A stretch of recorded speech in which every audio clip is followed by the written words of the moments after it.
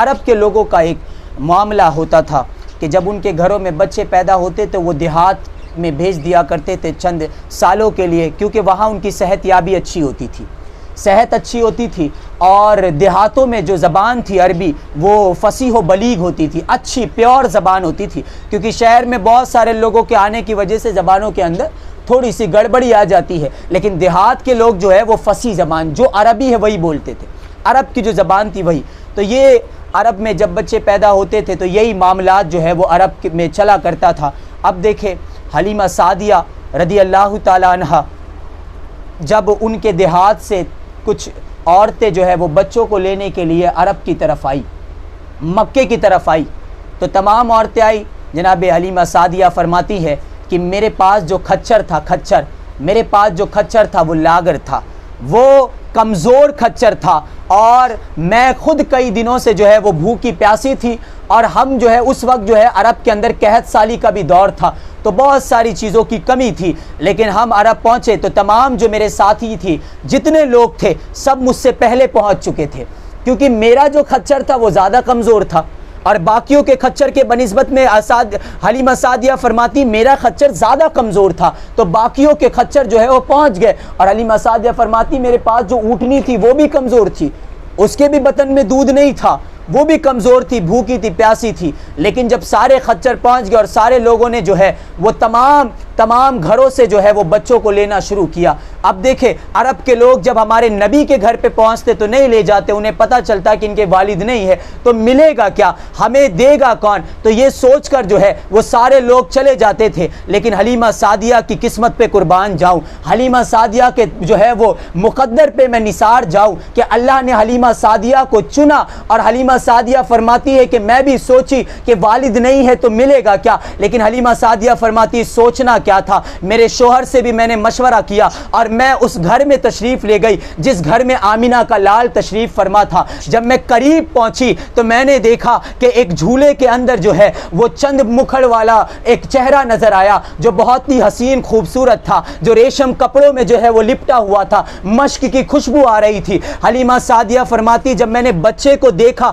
تو مجھ سے رہا نہ گیا، لیکن بچہ سو رہا تھا تو میں بیدار کرنا نہیں چاہتی تھی. حلیمہ سعدیہ فرماتی میں نے بچے کے سینے پہ ہاتھ رکھا تو بچے نے آنکھ کھولی، اتنی سرمئی آنکھیں، اتنی پیاری آنکھیں. جب سعدیہ فرماتی ہے جب میرے مصطفیٰ نے آنکھیں کھولی تو اتنی پیاری آنکھیں تھی، ایسا لگ رہا تھا آنکھوں سے نور برس رہا ہے، مجھ سے رہا نہ گیا. سعدیہ حلیمہ فرماتی میں نے بچے کو اٹھایا اور فوراً سینے سے لگایا. اب دیکھے سعدیہ حلیمہ کے مقدر جاگے. حلیمہ سعدیہ سوچ رہی ہوگی کہ والد نہیں ہے تو ملے گا کیا، لیکن حلیمہ سعدیہ کو یہ خبر نہیں تھی کہ جو بچہ ان کے گود میں آیا ہے وہ رحمت للعالمین ہے، جو بچہ ان کے گود میں آیا ہے وہ امام الانبیاء ہے، جو بچہ ان کے گود میں آیا ہے وہ امام المرسلین ہے، جو بچہ ان کے گود میں آیا ہے وہ تمام عالم کے پالنے والے رب کا محبوب ہے، جو بچہ ان کے گود میں آیا ہے اللہ نے اپنے خزانے کی کنجی انہیں عطا فرما دی ہے. یہ تو انہیں خیال نہ تھا، لیکن انہوں نے بچے کو لیا، اور اس کے بعد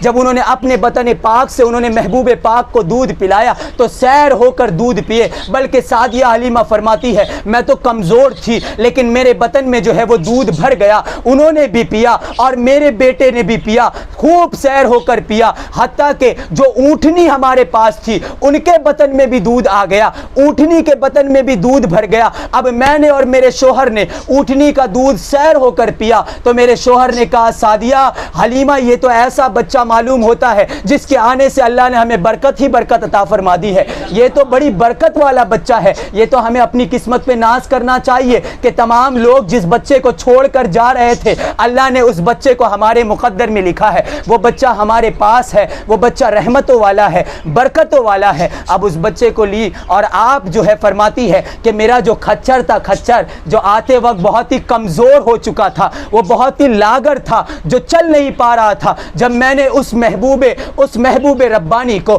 اس محبوب سبحانی کو، وہ مالک کل کے محبوب کو جب میں نے اپنے گود میں لیا اور اسی کھچر پہ میں بیٹھی جس کھچر سے میں آئی تھی، ہونا کیا تھا؟ فرماتی ہے جب میں وہ کھچر پر بیٹھی تو وہ کھچر کی رفتار اتنی تیز ہو گئی تھی کہ باقی لوگ جو آگے نکل چکے تھے وہ میرے کھچر کے پیروں کے دھولوں کا بھی پیچھا نہیں کر پا رہے تھے، یعنی کھچر کی رفتار اتنی تیز ہو گئی۔ جب میں ان کے قریب سے گزری تو باقی ساتھیوں نے کہا حلیمہ تیرا یہ وہی کھچر ہے یا تو نے کھچر کو بدل لیا ہے؟ یہ وہی کھچر ہے یا تو نے مکے سے کوئی نیا کھچر خرید لیا ہے؟ تو حلیمہ سعدیہ فرماتی ہے ساتھیوں یہ کھچر وہی ہے جو آتے وقت کمزور تھا لیکن جاتے وقت دیکھے تو صحیح اللہ نے ایسا تحفہ عطا فرمایا، یہ جو میری گود میں بچہ ہے نا یہ رحمت والا بچہ ہے، یہ برکت والا بچہ ہے، یہ جو کھچر بھاگ رہا ہے نا یہ اس رحمت والے بچے کی برکت سے بھاگ رہا ہے، اس رحمت والے بچے کے سبب بھاگ رہا ہے۔ حلیمہ سعدیہ فرماتی ہے اس نور والا بچہ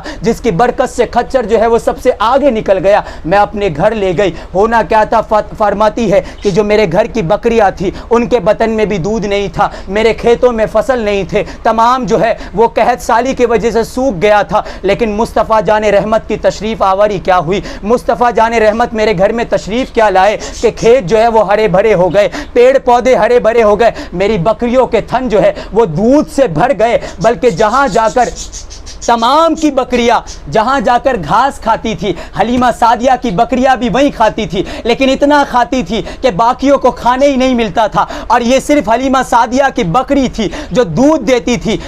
دیتی تھی تو تمام لوگوں نے کہا کہ اپنی بکریوں کو بھی وہیں جا کر چراؤ جہاں حلیمہ سعدیہ کی بکریاں چرتی ہے، کیونکہ ان کے بطن میں دودھ ہے، ہماری بکریوں کے بطن میں دودھ نہیں ہے۔ لیکن میں کہنا چاہوں گا اے حلیمہ سعدیہ کے دیہات کی خواتین، یہ بکریوں کی وجہ سے نہیں، یہ فصل کی وجہ سے دودھ نہیں آ رہا تھا بلکہ مصطفیٰ جان رحمت کی برکت سے آ رہا تھا۔ تمہارے گھروں میں وہ بچہ نہیں آیا جو بچہ حلیمہ سعدیہ کے گھر میں آیا ہے، تمہارے گھروں کے اندر وہ بچے نہیں آئے جو بچہ حلیمہ سعدیہ کے گھر میں تشریف لایا ہے۔ اگر ان کی بکریوں کے بطنوں میں دودھ بھر رہا ہے، ان کے کھیتوں میں فصل اگ رہے ہیں، ان کے گھروں میں جو ہے وہ برکتوں اور رحمتوں کی جو ہے وہ نزول ہو رہی ہے، تو یہ کسی اور کی وجہ سے نہیں، مصطفیٰ جان رحمت کی وجہ سے ہو رہی ہے۔ اللہ تبارک تعالیٰ نے حلیمہ سعدیہ کو اپنے محبوب کو عطا کر کے حلیمہ سعدیہ کو بھی جو ہے وہ قیامت تک روشن کر دی، اور جو ہے حلیمہ سعدیہ کا نام قیامت تک لیا جائے گا۔ مصطفیٰ جان رحمت نے بھی حلیمہ سعدیہ کا نام لیا، اپنی ماں کے برابر حلیمہ سعدیہ کو